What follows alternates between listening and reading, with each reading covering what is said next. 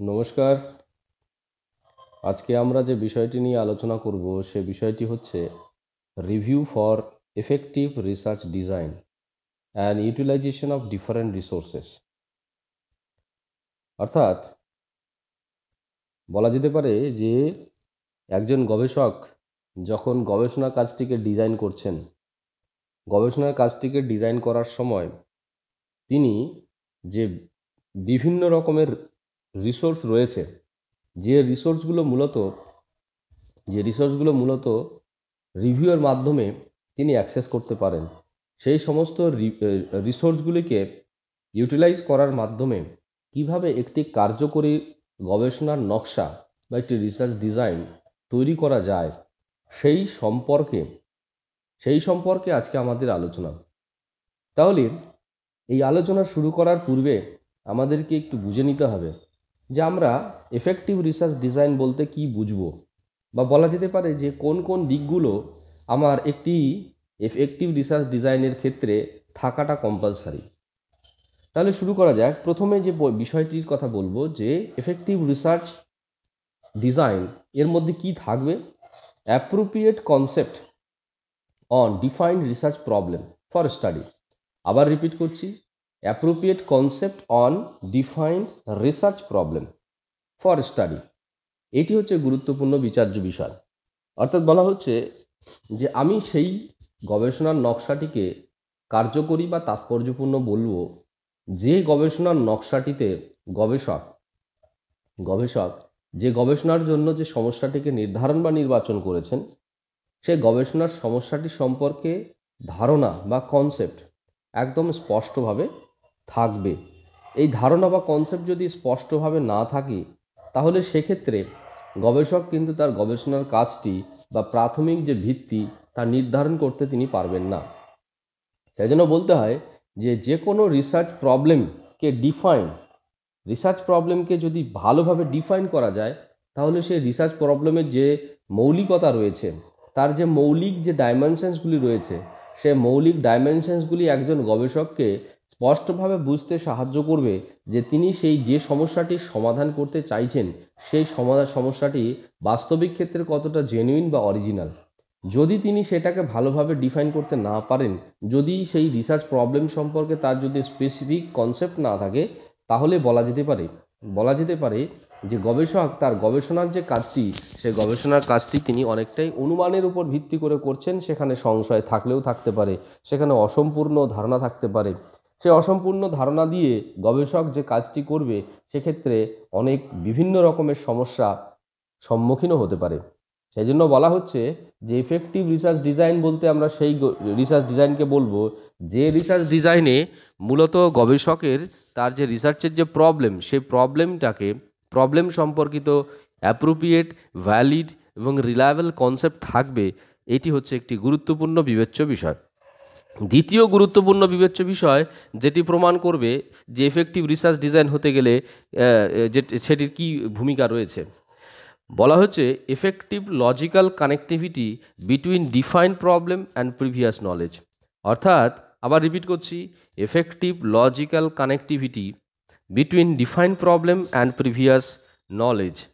এই যে সমস্যাটিকে নির্ধারণ করা হয়েছে সে সমস্যার সম্পর্কিত যে ধারণা, সেই সমস্যা সম্পর্কিত ধারণার সাথে অতীতের যে জ্ঞান বা প্রিভিয়াস যে নলেজ রয়েছে, সে প্রিভিয়াস নলেজের সাথে বর্তমানে নির্বাচিত সমস্যা কেন্দ্রিক যে ধারণা তার মধ্যে যৌক্তিক সংযুক্তি রয়েছে কিনা এবং তা কার্যকরী যৌক্তিক সংযুক্তি রয়েছে কিনা। এবার প্রশ্নটা হচ্ছে effective logical connectivity between defined problem and previous knowledge. এখানে এই শব্দটি আমাদেরকে বুঝে নিতে হবে। লজিক্যাল কানেক্টিভিটি বলতে কি বুঝবো?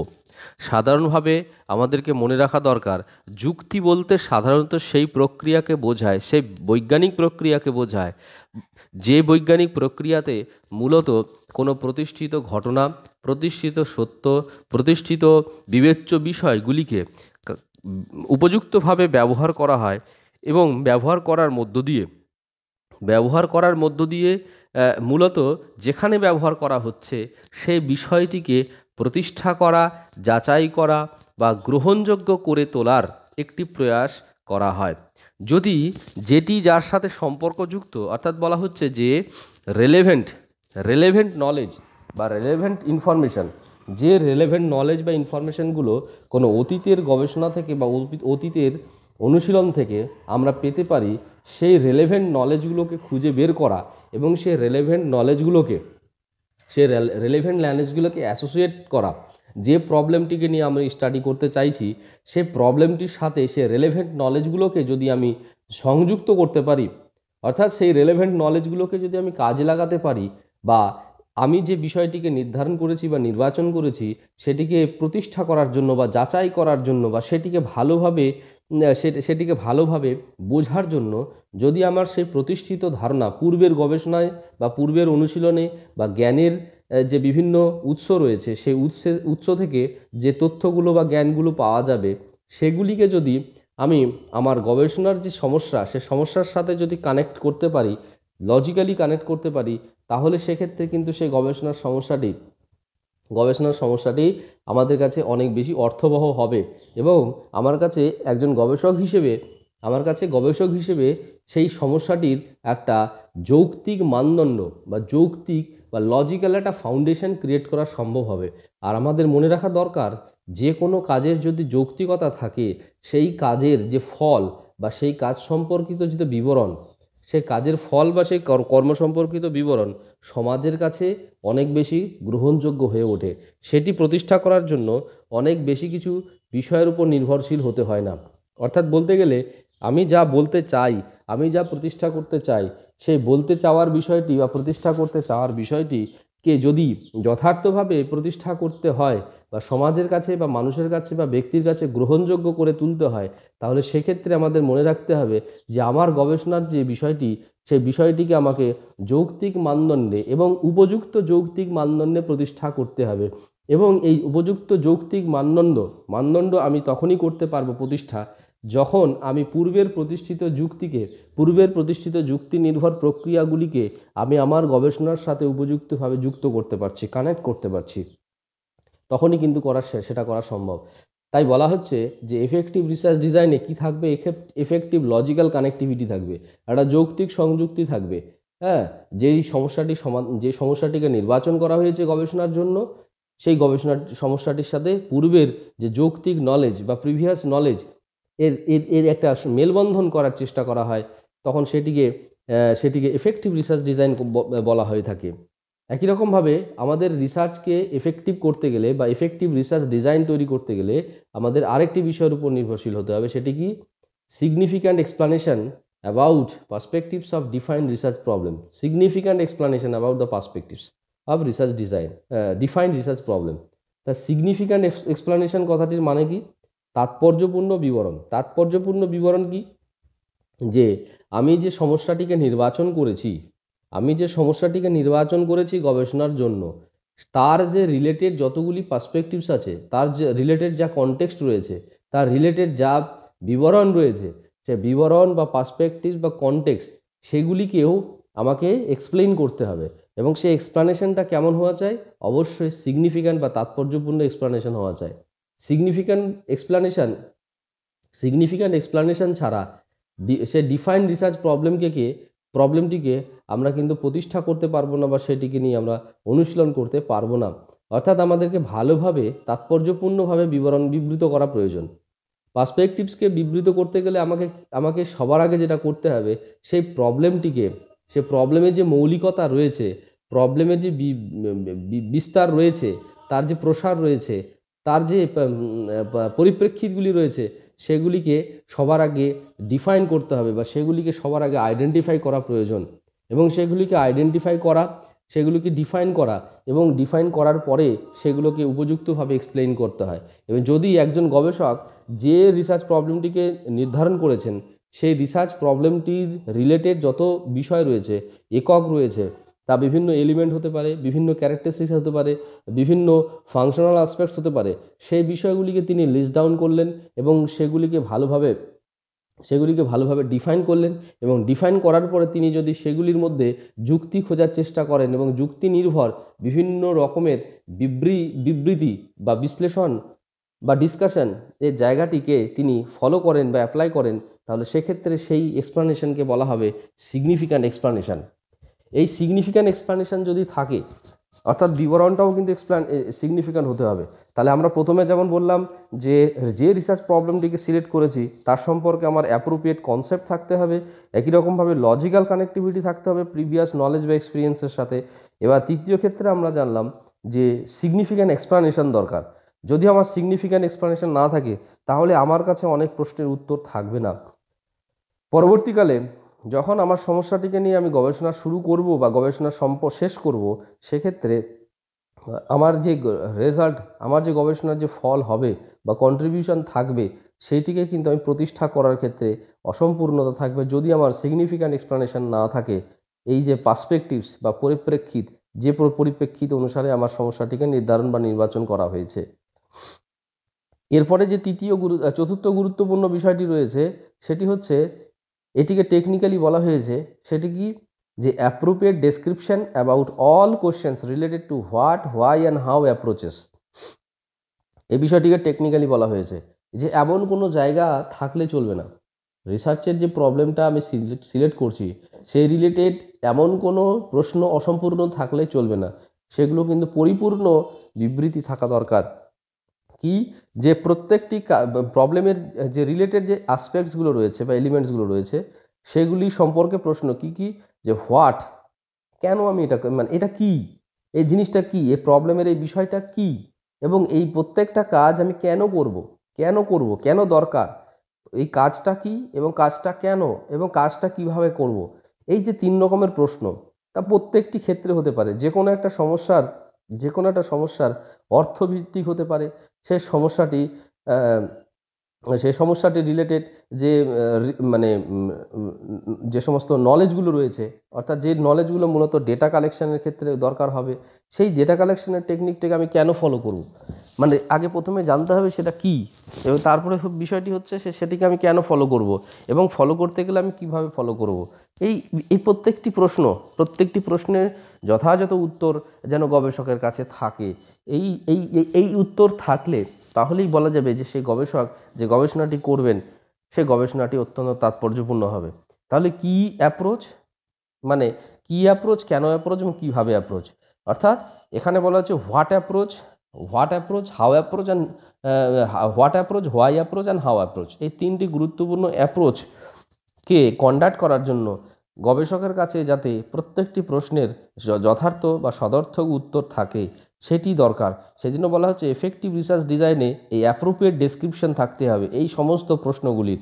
ধরা যাক একজন গবেষক একটি সমস্যা নির্বাচন করেছেন, সে সমস্যাটি কি, সমস্যাটি ধরা যাক এরকম একটি সমস্যা যে সমৃদ্ধ সংস্কৃতি কিভাবে মানবের মানে সমাজের জীবনশৈলীকে পরিবর্তন করে। সমৃদ্ধ সংস্কৃতি কিভাবে সমাজের জীবনশৈলীকে পরিবর্তন করে, এইটি যদি একটা ধরা যাক রিসার্চের বিষয় হয়, তাহলে সবার আগে আমাকে জানতে হবে যে এই কাজটি কেন, মানে এই কাজটি কি, কাজটি সম্পর্কে আমার ডিটেলস বোঝা দরকার। তারপর হচ্ছে এই কাজটি কেন করবো, এই কাজটি করলে আমার কি লাভ হবে। এবং দ্বিতীয় ক্ষেত্রে বড় প্রশ্ন হচ্ছে যে এই কাজটি কিভাবে করব হলো। এরপরে দ্বিতীয় ক্ষেত্রে যখন কাজটা শুরু হলো, এই যে কাজটি কি এটা বোঝার জন্য আমাকে বিভিন্ন রকমের রিভিউ করতে হবে, বিভিন্ন রকমের জ্ঞান বা অভিজ্ঞতা বা বিভিন্ন রকমের তথ্য আমাকে সংগ্রহ করতে হবে, থিওরি আমাকে অ্যানালাইসিস করতে হবে।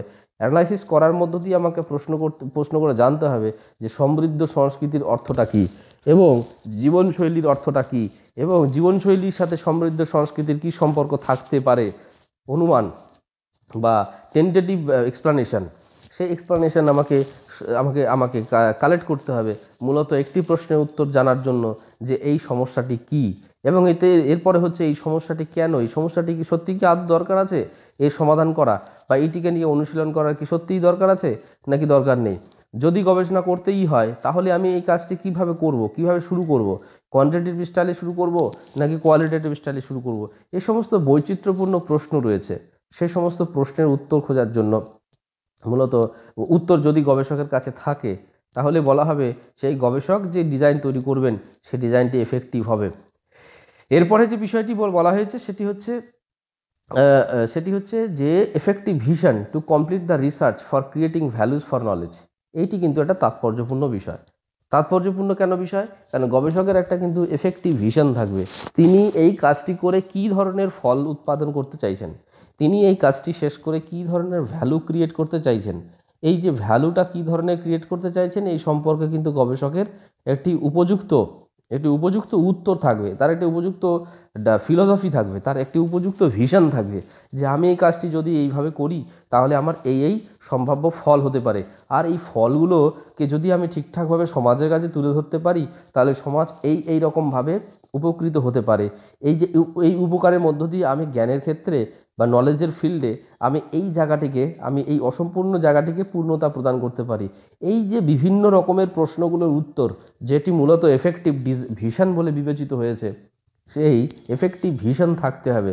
যদি কোনো গবেষকের কাছে এই এফেক্টিভ ভিশন না থাকে, যদি সে এরকম মনে করেন যে আমি কোনো একটা ডিগ্রি বা ডিপ্লোমা লাভের জন্য এইসব কাজ করছি, আমার কাছে কাজটা পরিষ্কার নয়, আমি এই কাজের মধ্যে আনন্দ পাচ্ছি না, কেন পাচ্ছি না? তা তো করতে হয় তাই করছি।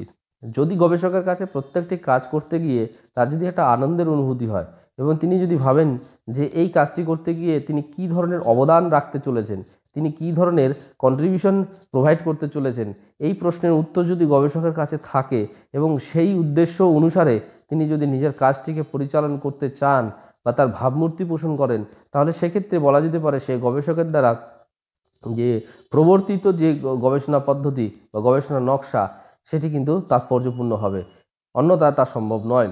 এরপরে যেটি সম্পর্কে সবার শেষে বলতে হয় তাহলে কি, যে একটি গবেষণা রিলেটেড যত রকমের কাজ রয়েছে সমস্ত কাজ সম্পর্কে যদি লজিক্যাল এবং সিগনিফিক্যান্ট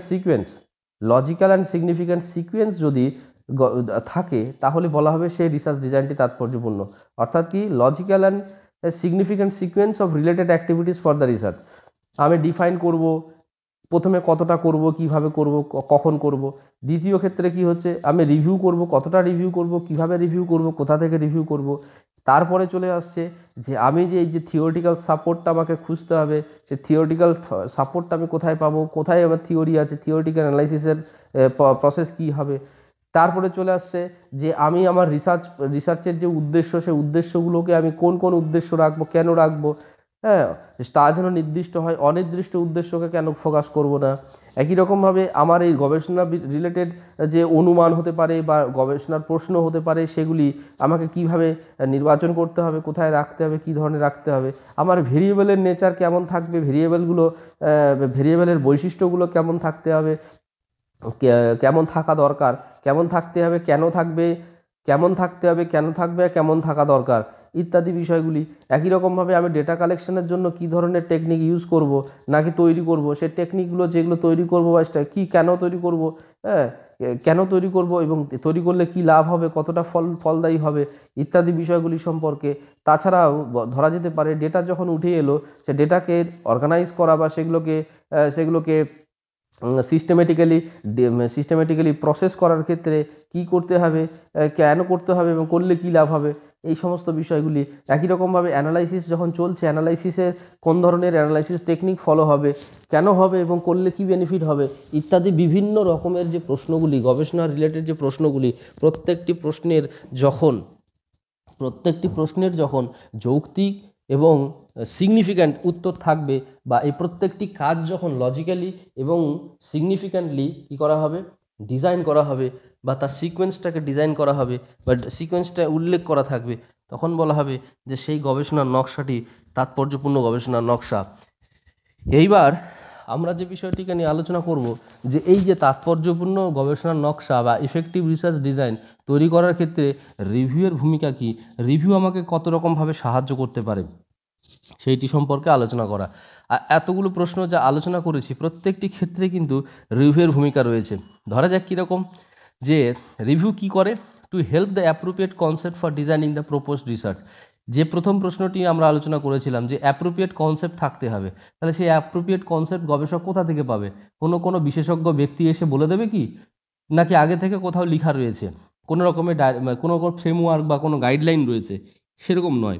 তাহলে এই যে অ্যাপ্রোপ্রিয়েট কনসেপ্ট, তার রিসার্চ প্রবলেম সম্পর্কিত অ্যাপ্রোপ্রিয়েট কনসেপ্ট বা রিসার্চ প্রবলেমের পার্সপেক্টিভ সম্পর্কিত অ্যাপ্রোপ্রিয়েট কনসেপ্ট কোথা থেকে গবেষক পাবে? সেই অ্যাপ্রোপ্রিয়েট কনসেপ্ট পাওয়ার জন্য গবেষককে সম্পূর্ণভাবে কিন্তু এই রিভিউ প্রক্রিয়ার উপর নির্ভর করতে হবে।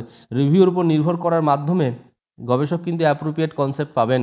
এরপরে দ্বিতীয় ক্ষেত্রে যেটা আমরা আলোচনা করেছিলাম যে লজিক্যাল কানেকশান, অতীতের অভিজ্ঞতার সাথে বর্তমানে নির্বাচিত যে সমস্যাটি, সেই সমস্যাটির মধ্যে একটা লজিক্যাল কানেকশান, সেই লজিক্যাল কানেকশান আমাকে খুঁজে বের করতে হবে।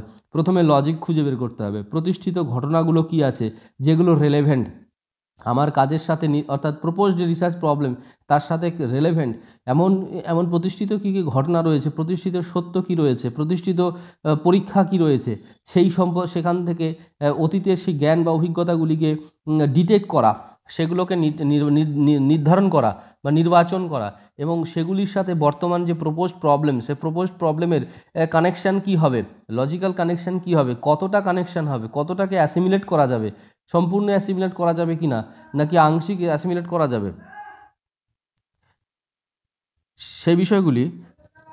সেই বিষয়গুলি সম্পর্কে আমাদেরকে যথার্থ ধারণা থাকতে হবে। এবং সেই যথার্থ ধারণা লাভের জন্য আমাদেরকে কি করতে হবে, আমাদের রিভিউর উপর নির্ভরশীল হতেই হবে। এরপরে যেটা বলা হচ্ছে যে significant explanation about the perspectives of define research problem. আবার বলা হচ্ছে যে আমাদেরকে এক্সপ্লেন করতে হবে। আমি যদি এক্সপ্লেন না করি, এক্সপ্লানেশন যদি আমার কাছে না থাকে, তাহলে কিন্তু প্রত্যেকটা কাজের, অর্থাৎ রিসার্চ প্রবলেমের যে অ্যাসোসিয়েটেড কনসেপ্ট বা যে সমস্ত লেআউটগুলো রয়েছে বা বিষয়গুলো রয়েছে, সেগুলোর যদি আমার সদর্থক কোনো এক্সপ্লানেশন না থাকে, তাহলে আমি কাজটা কেন করব, কিভাবে করব, পরবর্তীকালে আমার কাজটা গ্রহণযোগ্য হবে কি না, সেই সমস্ত বিষয়গুলি সম্পর্কে একটা সদর্থক ধারণা লাভ করার জন্য একটা সিগনিফিক্যান্ট এক্সপ্লানেশন দরকার। এবং সেই সিগনিফিক্যান্ট এক্সপ্লানেশনটা কীভাবে আসবে? সেই সিগনিফিক্যান্ট এক্সপ্লানেশনটা আসবে মূলত এই রিভিউয়ের মাধ্যমে। অর্থাৎ আমি কিভাবে কতটা এক্সপ্লেন করব, এবং তার জন্য আমার কি দরকার, ইনফরমেশনকে আইডেন্টিফাই করা, ইনফরমেশনকে ডিফাইন করা, আইডেন্টিফাই করা, ডিফাইন করা, এবং তারপরে তো আসবে এক্সপ্লেন করা। আইডেন্টিফিকেশান, ডেফিনেশন, ডিফাইনিং, এবং তারপরে হচ্ছে এক্সপ্লানেশন। এই বিষয়গুলি যে রয়েছে, এই বিষয়গুলি কিন্তু আমাকে রিভিউয়ের মাধ্যমে কিন্তু এই কাজগুলি করতে পারবো। অর্থাৎ আমার রিসার্চের, অর্থাৎ প্রপোজড রিসার্চের রিলেটেড বা রেলেভেন্ট যে ধরনের গবেষণাগুলি অতীতে রয়েছে, সেখানে কোন কোন পয়েন্ট বা কোন ইনফরমেশানগুলো বা কোন নলেজগুলো আমার কাজের সাথে সম্পর্কযুক্ত, এবং কেন সম্পর্কযুক্ত, এবং কিভাবে সেগুলিকে ব্যবহারিকভাবে সম্পর্কযুক্ত করা যায়, ইত্যাদি বিভিন্ন বিষয়গুলি সম্পর্কে আমার ধারণা লাভ করতে গেলে আমাকে নির্ভর করতে হবে রিভিউর উপরে। রিভিউ ছাড়া এই ধরনের কাজগুলি করা কখনোই সম্ভবপর নয়। এরপরে আরেকটি বিষয়, সেটি হচ্ছে যে রিভিউ কী করতে সাহায্য করে, to get the appropriate answer about কি। আমি আলোচনা করতে গিয়ে বলেছি যে এফেক্টিভ রিসার্চ ডিজাইনে 3টি অ্যাপ্রোচের প্রয়োগ আমরা দেখতে পাই। জিনিসটা কি, what approach, why approach and how approach. তাহলে what approach, why approach and how approach, এই 3টে অ্যাপ্রোচ রিলেটেড যে প্রশ্নগুলো, সেই প্রশ্নগুলোর উপযুক্ত উত্তর আমরা একমাত্র রিভিউয়ের মাধ্যমে পেতে পারি। অর্থাৎ জিনিসটা কি মানে যে সমস্যাটিকে নির্বাচন করা হয়েছে, সেই জিনিসটা কি বা সেই সমস্যাটি কি, এবং সমস্যাটির সমাধান কেন করা উচিত, কাজটি কি, কাজটি কেন করা উচিত, কাজটি কেন কিভাবে করা উচিত, মানে করা প্রয়োজন, ইত্যাদি বিভিন্ন প্রশ্নগুলির উপযুক্ত উত্তর পেতে হলে আবশ্যিক রূপে যেটা করা দরকার, সেটি হচ্ছে গবেষক কিন্তু রিভিউর উপর নির্ভরশীল হবেন। রিভিউ ছাড়া এই 3টি প্রশ্নের উত্তর তিনি কখনোই পেতে পারেন না। এরপরে আরও বলা যেতে পারে যে রিভিউয়ের মাধ্যমে একজন গবেষক বা রিসার্চার কি করতে পারে, to get the complete vision to create values for knowledge. আমরা যেটা নিয়ে আলোচনা করেছিলাম যে এফেক্টিভ রিসার্চ ডিজাইনে গবেষকের মধ্যে কি থাকতে হবে, গবেষকের কিন্তু একটা এফেক্টিভ ভিশন থাকা দরকার, যে এই ভিশনটা কি, তিনি যেন, তার কাছে যেন ধারণাটি পরিষ্কার থাকে যে এই গবেষণাটি শেষ করার মাধ্যমে তিনি কী ধরনের ভ্যালু ক্রিয়েট করতে চলেছেন, বা এই গবেষণাটি কমপ্লিট করার মাধ্যমে তিনি নলেজ সেক্টরে কতটা ভ্যালুকে কন্ট্রিবিউট করতে পারবেন, সেই সম্পর্কে কিন্তু একটা এফেক্টিভ ভিশন থাকতে হবে। তাহলে সেই এফেক্টিভ ভিশনটা তিনি তৈরি করবেন কিভাবে? সেই এফেক্টিভ ভিশনটা তৈরি করার জন্য কিন্তু সম্পূর্ণভাবে তিনি রিভিউর উপর নির্ভরশীল হবেন। রিভিউ ছাড়া তিনি এফেক্টিভ ভিশন কিন্তু ক্রিয়েট করতে পারবেন না। তিনি বুঝতেই পারবেন না যে এই কাজটি শেষ করার মাধ্যমে কাজটি শেষ করার মাধ্যমে তিনি কী ধরনের বেনিফিট দিতে চলেছেন সমাজকে, তিনি কী ধরনের এনরিচমেন্ট নলেজের সেক্টরকে দিতে চলেছেন, এই ধরনের উত্তরগুলি কিন্তু তার কাছে পরিষ্কার হবে না। তাই এই যে কাজটি, এই কাজটি করার জন্যও কিন্তু তাকে নির্ভর করতে হবে রিভিউয়ের ওপরে। তাহলে সামগ্রিকভাবে যদি বিষয়টিকে আলোচনা করা যায় যে একটি এফেক্টিভ রিসার্চ ডিজাইনের জন্য বা রিসার্চ ডিজাইনকে এফেক্টিভ করার জন্য যে মূলত যে জ্ঞানের দরকার বা ইনফরমেশন দরকার বা থিওরিটিক্যাল সাপোর্ট দরকার বা লজিক্যাল সাপোর্ট দরকার, সেই সমস্ত logical support, theoretical support, knowledge or experience or truth or reality or facts ইত্যাদি সমস্ত বিষয়গুলিকে যদি খুঁজতে হয়, তাহলে সে খোঁজার একমাত্র প্রক্রিয়া হচ্ছে রিভিউ। রিভিউ ছাড়া এই ধরনের সমর্থন, এই ধরনের সাপোর্ট একটি এফেক্টিভ রিসার্চ ডিজাইনিংয়ের ক্ষেত্রে কিন্তু পাওয়া সম্ভবপর নয়। আপনারা মনোযোগ সহকারে শুনলেন, তার জন্য আপনাদেরকে অসংখ্য ধন্যবাদ।